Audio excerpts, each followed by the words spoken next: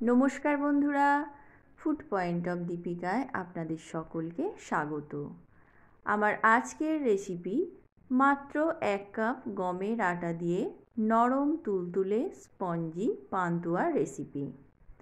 পান্তুয়াটা এতটাই নরম আর তুলতুলে হয় যে মুখে দেওয়ার সাথে সাথেই মিলিয়ে যাবে। তো ভিডিওটা প্রথম থেকে শেষ পর্যন্ত দেখতে থাকুন রেসিপিটা আমি কিভাবে বানিয়ে নিচ্ছি। পান্তুয়া বানানোর জন্য এখানে আমি নিয়ে নিচ্ছি 1 বাটি পরিমাণ গমের আটা আর নিয়ে নিচ্ছি 1 বাটি পরিমাণ পাউডার মিল্ক। এখানে আমি বাটি মেপে দেখাচ্ছি, এতে করে সমস্ত উপকরণগুলো দিতে খুব সুবিধে হবে। দিয়ে দিচ্ছি 2 চিমটি পরিমাণ খাবার সোডা। খাবার সোডাটা খুবই অল্প করে দিয়ে নিতে হবে। এইবার সমস্ত শুকনো উপকরণগুলো হাত দিয়ে প্রথমে ভালোভাবে মিশিয়ে নেব। মেশানো হয়ে গেলে দিয়ে দিচ্ছি ছোট চামচের 2 চামচ পরিমাণ ঘি। এই ঘিটা দেওয়ার সাথে সাথে স্বাদ ও গন্ধ দুটোই কিন্তু খুব ভালো আসবে। ঘিটা দেওয়ার পর খুব ভালোভাবে হাত দিয়ে ঘষে ঘষে এটাকে ময়ান করে নিতে হবে।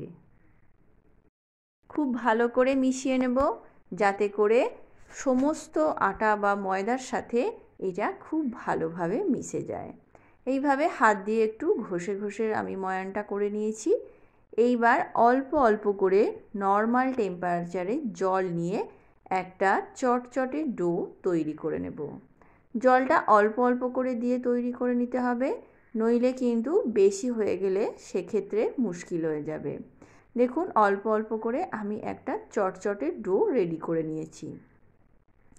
এইবার এটাকে ভালো করে এইভাবে রেখে দিয়ে আমি এটাকে 10 মিনিটের জন্য ঢেকে দেব। অপর দিকে একটা চিনির শিরা রেডি করে নেব। তার জন্য গ্যাসের ওপর একটা ফ্রাইং প্যান বসিয়ে তার মধ্যে দিয়ে দিচ্ছি ওই একই বাটি মেপে 2 বাটি পরিমাণ চিনি। যে বাটি মেপে আমি আটা দিয়েছি সেই বাটি মেপেই 2 বাটি চিনি দিয়ে দিলাম আর তার মধ্যে দিয়ে দিচ্ছি 4 বাটি পরিমাণ জল। এইবার দিয়ে দিচ্ছি 2টো এলাচ। এলাচের মুখটাকে একটু ফাটিয়ে নিয়েছি। এইবার এটাকে নাড়াচাড়া করে চিনিটা গলা পর্যন্ত অপেক্ষা করব। চিনিটা গলতে আরম্ভ করেছে। এইবার এটাকে একটু ফুটিয়ে নেব। এটা 1 তার বা 2 তার শিরা করার কোনো দরকার নেই। একটু ভালো করে যখন ফুটে যাবে তখনই আমি গ্যাসের ফ্লেমটাকে অফ করে এটাকে আলাদা পাত্রে ঢেলে রেখে দেব। দেখুন এটা কিন্তু ভালোভাবেই ফুটে গেছে। এইবার গ্যাসের ফ্লেমটাকে আমি বন্ধ করে দিচ্ছি আর এই চিনির শিরাটাকে একটা বাটির মধ্যে আমি নিয়ে নিচ্ছি।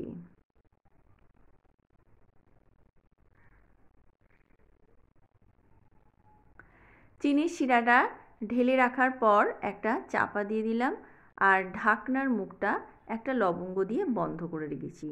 এতে করে এটা অনেকক্ষণ পর্যন্ত গরম থাকবে। এইবার 10 মিনিট রেস্ট হয়ে গেছে। এইবার হাতে সামান্য ঘি লাগিয়ে নিলাম। এইবার ঘিটা লাগিয়ে অল্প অল্প করে আমি এখান থেকে ডো নিয়ে মিষ্টিগুলো বানিয়ে নেব।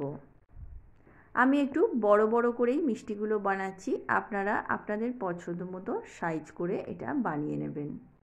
দেখুন একটা মিষ্টি আমার বানানো হয়ে গেছে। এবার একটা প্লেটের মধ্যে রেখে দিচ্ছি। ঠিক একইভাবে আমি বাকি মিষ্টিগুলো বানিয়ে নেব।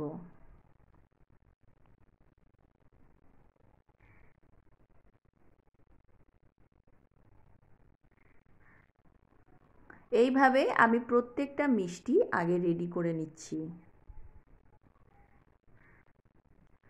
সব মিষ্টিগুলো বানানো হয়ে গেছে। অপরদিকে গ্যাসের ওপর একটা কড়াই বসিয়ে দিয়েছি আর তার মধ্যে দিয়ে দিচ্ছি পর্যাপ্ত পরিমাণে রিফাইন্ড অয়েল। তেলটা হালকা গরম হয়ে গেলে আমি একটা একটা করে মিষ্টি এইভাবে তেলের মধ্যে ছেড়ে দিচ্ছি। এই সময় গ্যাসের ফ্লেমটাকে একদম লোতে রেখেছি। লোতে রাখার পর 1 মিনিট সময় পর্যন্ত এইভাবে রেখে দেব। তারপর একটা সাঁড়াশি বা কিছুর সাহায্যে এইভাবে মিষ্টিগুলোকে নাড়াচাড়া করে দিতে হবে যাতে ওপরটা নিচ আর নিচটা ওপরে হয়ে যায়। এইভাবে প্রত্যেকটা মিষ্টি ঘুরিয়ে ঘুরিয়ে ভালো করে কুক করে নিতে হবে। এই সময় খুন্তি একেবারেই ঠেকানো যাবে না, তাহলে কিন্তু মিষ্টিগুলো ভেঙে যেতে পারে।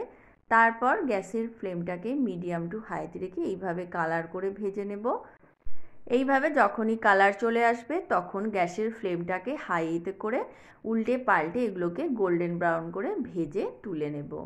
মিষ্টিগুলো আমার ভাজা হয়ে গেছে, আর বেশি লাল করে ভাজবো না। এইবার সোজা আমি ওই চিনির শিরার মধ্যে দিয়ে দেব। চিনির শিরাটা কিন্তু এখনও বেশ গরম আছে।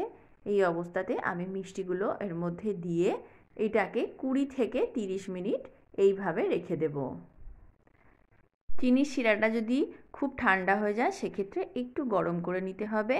এইবার এটাকে এইভাবেই রেখে দেব 30 মিনিট। ফিরে আসছি 30 মিনিট পর। 30 মিনিট পর দেখুন মিষ্টিগুলো ফুলে একদম ডবল হয়ে গেছে, আর কতটা রস এটা টেনে নিয়েছে। এটাকে একটা মিষ্টি আমি কেটে আপনাদের দেখাচ্ছি। তো বন্ধুরা, রেসিপিটা কেমন লাগলো? ভালো লাগলে একটা লাইক, শেয়ার ও কমেন্ট করে দেবেন।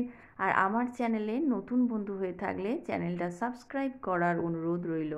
তো আজকের মতো এ পর্যন্তই। আবার দেখা হবে অন্য কোনো রেসিপি নিয়ে। ততক্ষণের জন্য নমস্কার।